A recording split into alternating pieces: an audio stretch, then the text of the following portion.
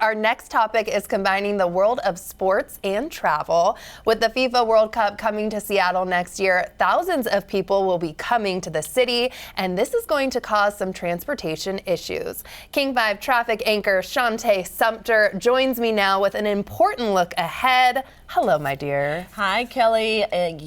So the FIFA World Cup, of course, as you mentioned, is next year, but now this weekend is the Club World Cup. So what I've been told by SDOT is basically they're preparing for 6 Seahawks games in the span of 10 days. That's the information coming from them. Wow. How do local transportation agencies plan to keep things moving with this in mind? All right, so for this year, we do know that for WashDOT, there is going to be one construction project that will overlap with the game. So one would be the Ship Canal Bridge on June 20th. They are planning to close 2 lanes on the northbound side of the bridge, and that's going to go on throughout the weekend and overlap with a match that's going to happen on that Saturday, which should be June 21st. So for that weekend, they're just encouraging people to plan ahead. If you can, use carpooling and transit. That's what the big thing is. Everybody's focusing on trying to use transit to try to get some people off the roads. Yeah, and just expect delays, and I guess pack your patience, as everyone always says. It sounds. That's so what cliche. You will have to do. So what else, though, is WashDOT encouraging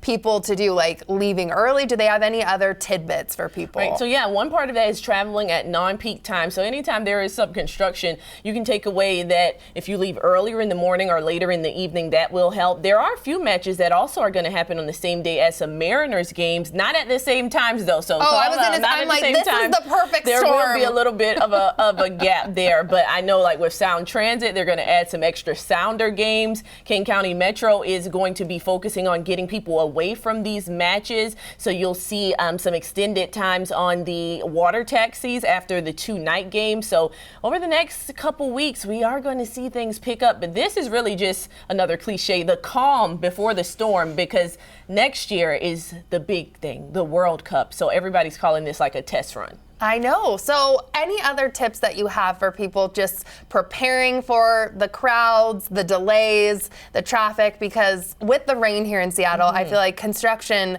has to keep going, right? You know, something to look forward to for the big one next year.